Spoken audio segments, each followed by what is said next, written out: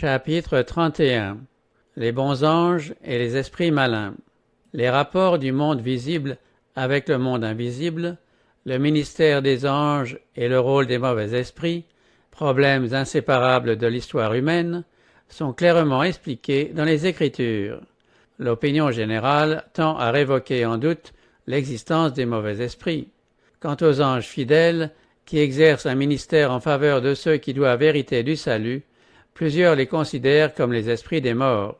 Or, non seulement les Écritures enseignent l'existence des anges, bons et mauvais, mais elles prouvent surabondamment qu'ils ne sont pas les esprits désincarnés des morts. Les anges existaient avant la création de l'homme. En effet, lors de la fondation de la terre, les étoiles du matin éclataient en chants d'allégresse, et tous les fils de Dieu poussaient des cris de joie. Après la chute de l'homme, des anges furent envoyés pour garder l'accès de l'arbre de vie, alors que la mort n'avait encore frappé aucun homme. D'ailleurs, les anges sont d'une nature différente de celle des hommes, puisqu'il est écrit « Tu l'as fait pour un peu de temps inférieur aux anges ». La Bible nous renseigne sur le nombre, la puissance et la gloire des êtres célestes, sur le rapport avec le gouvernement divin, comme aussi sur le rôle qu'ils jouent dans le plan de la rédemption. L'Éternel a établi son trône dans les cieux, et son règne domine sur toutes choses. J'entendis la voix de beaucoup d'anges autour du trône. Dans l'antichambre du roi des rois se presse une multitude d'anges puissants en force, et qui exécutent ses ordres, en obéissant à la voix de sa parole. Le prophète Daniel vit les messagers de Dieu au nombre de 1000 milliers et de 10 000 millions. L'apôtre Paul nous parle aussi des myriades qui forment le cœur des anges. Ces messagers célestes se déplacent si rapidement que le prophète les voit s'élancer comme la foudre. L'aspect de l'ange qui se présenta devant la tombe du Sauveur était comme l'éclair, et son vêtement blanc comme la neige. Cette apparition fit trembler les gardes romains, qui devinrent comme morts. Quand Sanchérib, le hautain monarque assyrien, méprisa et blasphéma Dieu, et qu'il menaça Israël de destruction, cette nuit-là, l'ange de l'Éternel sortit et frappa dans le camp des Assyriens 185 000 hommes. Alors furent exterminés dans le camp du roi d'Assyrie tous les vaillants hommes, les princes et les chefs, et le roi confus retourna dans son pays. Les anges sont chargés d'accomplir des missions de miséricorde en faveur des enfants de Dieu. Ils furent envoyés à Abraham avec des promesses de bénédiction, à Lot, aux portes de Sodome, pour soustraire ce juste à la destruction de la ville, à Élie dans le désert, sur le point de succomber à la fatigue et à la faim, à Élisée, qui vit, entouré de chariots et de chevaux de feu, la petite ville où l'avaient cerné ses ennemis, à Daniel, jeté dans la fosse aux lions pour sa fidélité au vrai Dieu, à Pierre, condamné à mort dans la prison d'Hérode, à 2 apôtres emprisonnés à Philippe, à Paul et à ses compagnons pendant une tempête nocturne, au centenier Corneille, désireux de connaître l'Évangile, à Pierre pour l'envoyer porter le message du salut à cet officier étranger. C'est ainsi que dans tous les siècles, les saints anges ont exercé un ministère en faveur du peuple de Dieu. Chaque disciple de Jésus-Christ a son ange gardien, cette céleste sentinelle qui protège le juste contre les assauts du malin. Satan lui-même le reconnaît en ces termes. Est-ce d'une manière désintéressée que Job craint Dieu? Ne l'as-tu pas protégé, lui, sa maison et tout ce qui est à lui? Le moyen dont Dieu se sert pour protéger les siens est mentionné par le psalmiste. L'ange de l'Éternel campe autour de ceux qui le craignent, et il les arrache au danger. Les anges désignés pour veiller sur les enfants de Dieu ont toujours accès auprès de lui. Le Seigneur lui-même le déclare en ces termes. Gardez-vous de mépriser un seul de ces petits, car je vous dis que leurs anges dans les cieux voient continuellement la face de mon Père qui est dans les cieux.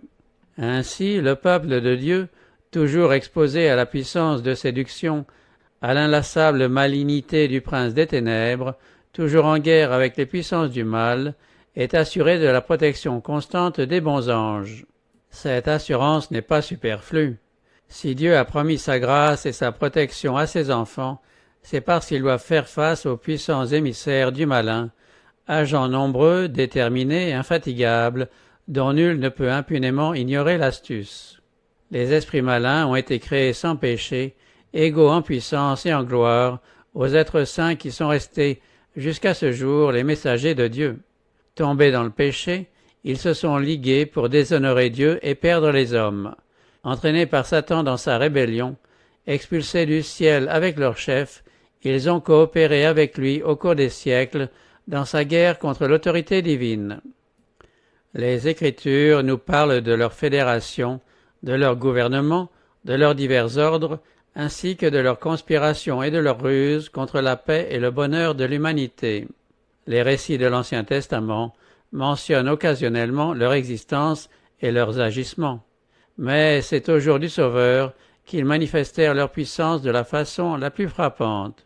Le Fils de Dieu étant venu exécuter le plan de la rédemption, Satan, qui avait réussi à établir l'idolâtrie dans toutes les parties de la terre sauf en Palestine, prit la détermination d'affirmer ses droits au gouvernement du monde. Jésus avait paru pour répandre la lumière dans le seul pays qui ne s'était pas entièrement soumis au joug du tentateur. Deux pouvoirs rivaux se disputèrent alors la suprématie. Plein d'amour, les bras étendus vers tous ceux qui l'accueillaient, Jésus leur offrait le pardon et la paix. Les soldats du prince des ténèbres virent que leur pouvoir n'était pas illimité et comprirent que si la mission du Christ réussissait, leur domination ne tarderait pas à s'effondrer. Aussi, rugissant comme un lion enchaîné, Satan se mit-il à exercer sa puissance de la façon la plus provocante sur les corps et sur les âmes. La réalité des possessions démoniaques est nettement affirmée par le Nouveau Testament.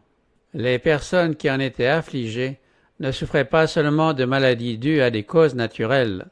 Jésus reconnut dans ces cas la présence et l'action directe des mauvais esprits. Un exemple frappant du nombre, de la force et de la malignité des mauvais anges, aussi bien que de la puissance et de la miséricorde du Sauveur, est donné dans le récit de la guérison des deux démoniaques de Gadara. Ces malheureux démons, défiant toute intervention, se tordaient, écumaient et hurlaient, remplissant les airs de leurs cris, se meurtrissant et mettant en danger la vie de tous ceux qui les approchaient. Leur corps ensanglanté et contorsionné, leur regard égaré, présentaient un spectacle propre à satisfaire le prince des ténèbres. L'un des démons qui obsédait ces malheureux avoua, « Légion est mon nom, car nous sommes plusieurs ». Dans l'armée romaine, une légion se composant de 3 à 5 000 hommes, cet aveu nous renseigne sur le nombre de démons qui s'étaient logés dans le corps de ces possédés.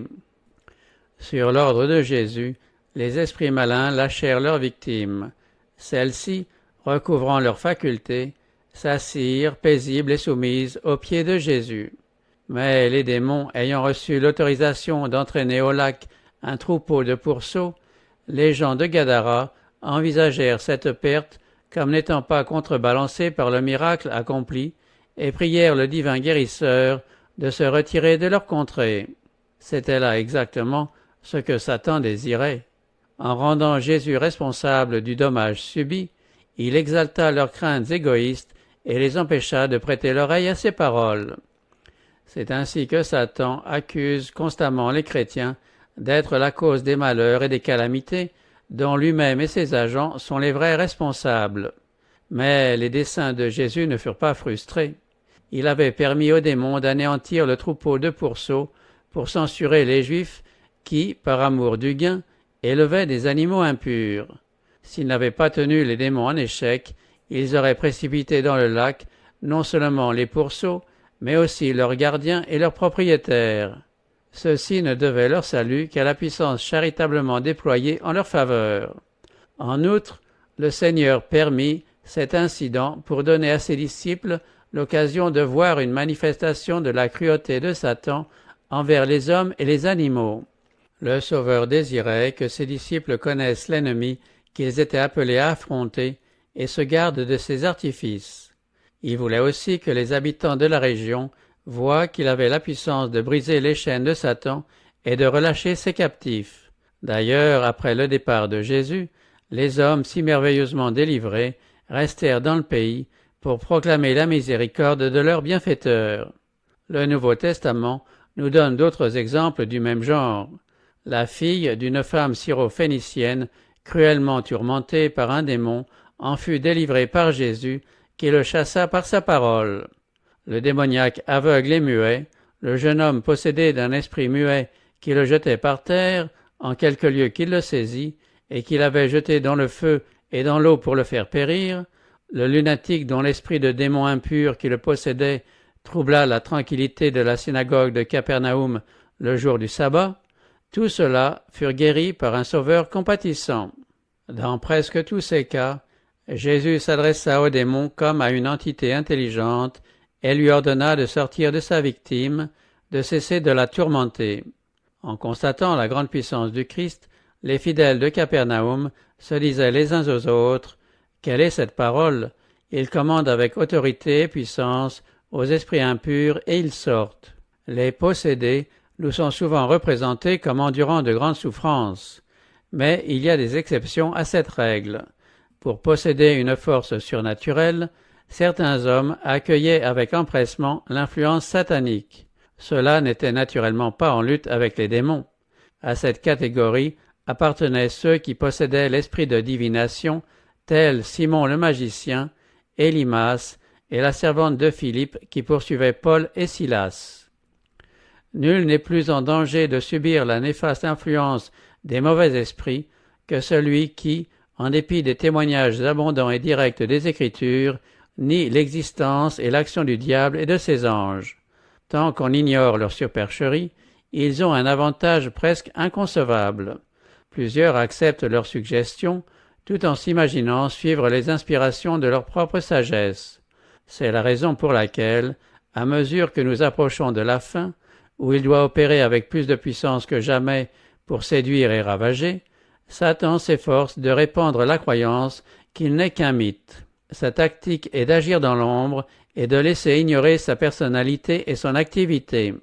Le grand séducteur ne redoute rien tant que de voir sa ruse découverte. Pour mieux masquer sa nature réelle et ses desseins, il s'est fait représenter sous des images grotesques destinées à provoquer l'hilarité et le mépris. Il lui plaît de se voir dépeint comme un être ridicule ou repoussant, moitié animal et moitié homme.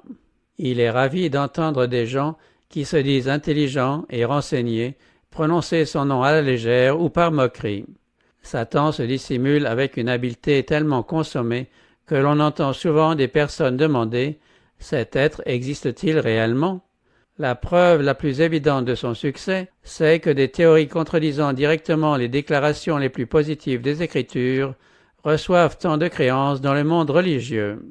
Et, parce que Satan peut aisément dominer les gens inconscients de son influence, la parole de Dieu nous met en garde contre les assauts de cet adversaire en nous donnant maints exemples de son œuvre néfaste et en nous révélant ses maléfices.